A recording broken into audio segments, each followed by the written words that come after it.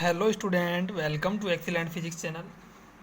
और मैं उसी प्रॉब्लम की सीरीज में एक और प्रॉब्लम लेके आया हूँ जो राजस्थान यूनिवर्सिटी 2013 में पूछी गई थी।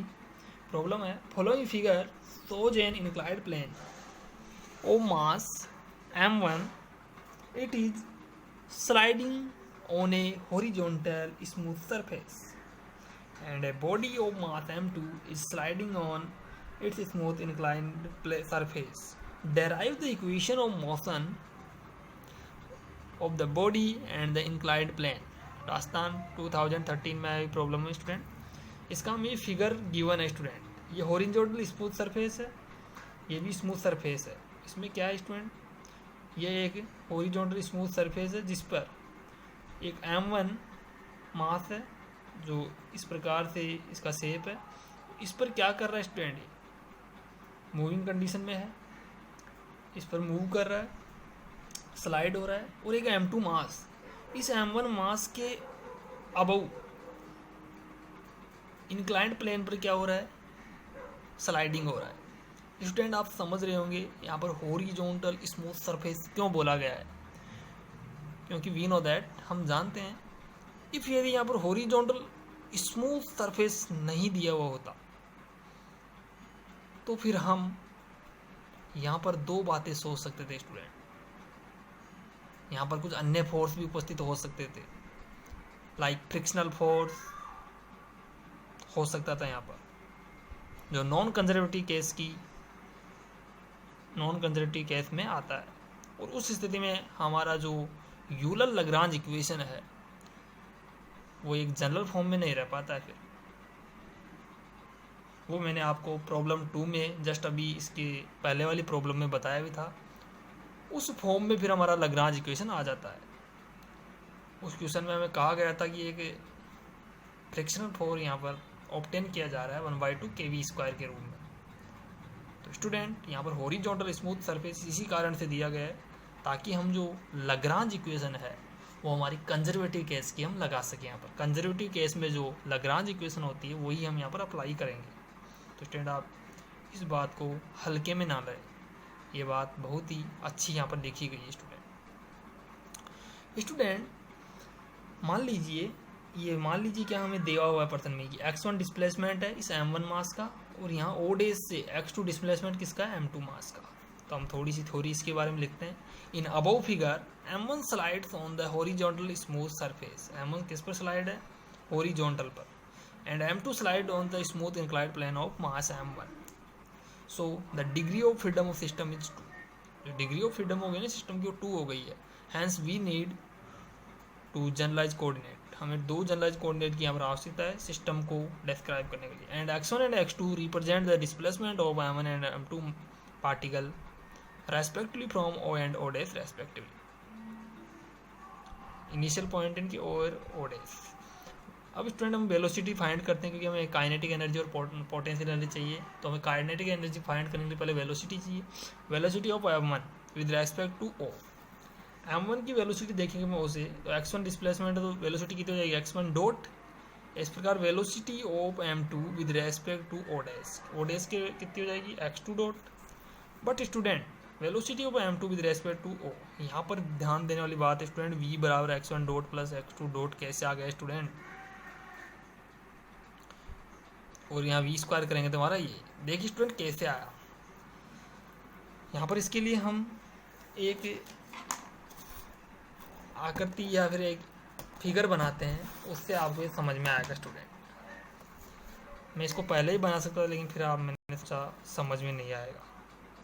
देखिए स्टूडेंट मैं इसी के सामने बना रहा हूँ इस फिगर को। देखिए हमारा एक डिस्प्लेसमेंट तो इधर से आ रहा है स्टूडेंट, इसे हम कह सकते हैं x1 डॉट, वेलोसिटी होगी ना। फिर हमारा जो मास m2 है वो इधर इंक्लाइंड हो रहा है, इस पर स्लाइड हो रहा है, इसका हमारा है x2 डॉट। ठीक है स्टूडेंट, मान लीजिए ये कुछ एंगल बना रहा है, इसे या फाई मान लेते हैं स्टूडेंट। ठीक है स्टूडेंट, अब आपको बताया जो हमारा वेलोसिटी है वो एक वेक्टर क्वांटिटी होती है स्टूडेंट, और आप वेक्टर को डायरेक्ट नहीं ऐड कर सकते कभी भी। वेक्टर के लिए हमें उसकी डायरेक्शन देखनी पड़ती है, वो किस डायरेक्शन में है। तो हम यहाँ से रिजल्टेंट यदि हम वेलोसिटी चाहते हैं स्टूडेंट, तो हमें इन दोनों पॉइंट को मिलाना होगा, और यहाँ पर हमारा जो रिजल्टेंट वेलोसिटी है v इक्वल टू आ जाएगा x1 dot plus x2 dot. ये हमारा वेक्टर जो एडिशन रूल है, ट्रायंगल रूल जिसे कहते हैं हम, उससे ये फाइंड किया है हमने। स्टूडेंट आपको समझ में आ गया कि v बराबर x1 dot plus x2 dot कैसे आया स्टूडेंट। ये फिगर आपको बनाना पड़ेगा फिर इसके लिए। तो हमारे पास इसका मैंने स्क्वायर किया है, यानी तो x1 स्क्वायर x2 यहाँ डॉट आएगा student, square plus 2x1 dot x2 dot cos theta. Student आगे बढ़ते हैं स्टूडेंट। अब नाउ स्टूडेंट द के ऑफ होल सिस्टम t बराबर 1/2 m1 x1 dot square 1/2 m2। Second particle के लिए v हमारा ये था पूरा, तो यहाँ v स्क्वायर कर दिया हमने स्टूडेंट, पुट किया। So the potential energy of the system is due to the position of mass m2 v बराबर m2g h माइनस के। स्टूडेंट ये बहुत ही समझना जरूरी है, इसको उसी फिगर से वापस देखना पड़ेगा हमें। स्टूडेंट ये वही फिगर है, इस फिगर से मैं आपको वापस समझा देता हूँ इसको। स्टूडेंट हमें क्वेश्चन में दी गई है ये जो हाइट है पूरी यहाँ से यहाँ तक की वो h है स्टूडेंट, लेकिन मुझे यहाँ पर क्या चाहिए, इसकी इस पॉइंट पे मुझे पोटेंशियल एनर्जी चाहिए। तो स्टूडेंट मैं नीचे से इसकी डिस्टेंस देखूंगा और मैं इसको यहाँ से ऐसे मिलाऊंगा। स्टूडेंट पूरी h है, मैंने मान लीजिए मैंने इसको मान लिया k, इस इतनी इतनी डिस्टेंस को मैंने k माना यहाँ तक। तो ये कितनी बचेगी फिर स्टूडेंट, ये हमारी बच जाएगी कितनी बताओ, h माइनस के। क्या बचेगी, h माइनस के। तो स्टूडेंट यहाँ पर आप ये एंगल थीटा है तो ये भी कितना थीटा, थीटा एंगल ही रहेगा। यहाँ पर आप साइन थीटा लगाओगे तो लंब बटे करण हो जाएगा। तो यहाँ से आप फाइंड करोगे स्टूडेंट, तो मैं यहाँ साइड में फाइंड करके बता देता हूँ। Sine theta x2 upon sine theta बराबर x2 अपॉन कितना आएगा k, यहाँ से k कितना आया x2 साइन थीटा। तो हमारा k आ गया स्टूडेंट। अब h में से हम क्या कर देंगे, माइनस k कर देंगे। तो h में से k माइनस करूँगा तो h माइनस x2 साइन, क्योंकि हमें इतनी इतनी हाइट चाहिए केवल। क्योंकि हमारा जो पोटेंशियल एनर्जी का सिंपल फॉर्मूला क्या होता है, mgh। h क्या होती है, हाइट। हाइट उस पार्टिकल से हाइट लेनी पड़ती है। तो देख लेते हैं हम, h minus x2 sine theta हमारा ये k की जगह हमने वैल्यू पुट किया है स्टूडेंट। समझ में आ गया कि स्टूडेंट उस फिगर से हमने बता दिया है आपको, इसी फिगर से हमने निकाला है, देखो ये रहा। ठीक है स्टूडेंट, फिर भी नहीं आए आप मेरे से अच्छी तरह और पूछ सकते हैं, कमेंट में डाल देना, मैं बता दूँगा। Therefore the Lagrangian of the system L और टी माइनस भी। अब तो कुछ नहीं, अब तो सिंपल है, हमने पोटेंशियल निकाल लिया और काइनेटिक एनर्जी निकाल लिया। आपको पता है लैग्रांजियन निकालने के लिए काइनेटिक एनर्जी पोटेंशियल एनर्जी चाहती है। ठीक है स्टूडेंट, आगे देखते हैं। ये हमारा लैग्रांजियन आ गया। लैग्रांजियन के x1 और x2, यहाँ पर दो जनरलाइज कोऑर्डिनेट है स्टूडेंट, तो हमें दो ही लैग्रांज इक्वेशन लिखनी पड़ेगी x1 डॉट और x2 डॉट के लिए।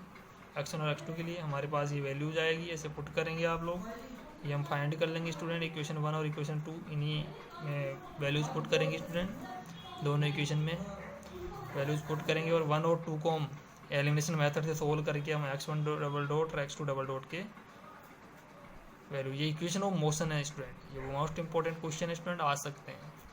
तो thank you for watching this video and like share and comment करें दोस्तों। मैं आपके लिए इतनी मेहनत कर रहा हूँ तो आप लाइक कमेंट शेयर तो कर सकते हैं स्टूडेंट, और सब्सक्राइब भी करें स्टूडेंट, ताकि मेरा कॉन्फिडेंस बढ़े और मुझे पता पड़े कि आप मेरे वीडियोज़ को देख रहे हैं, वरना तो फिर कोई मतलब ही नहीं रहेगा स्टूडेंट इनका। Thank you for watching this video.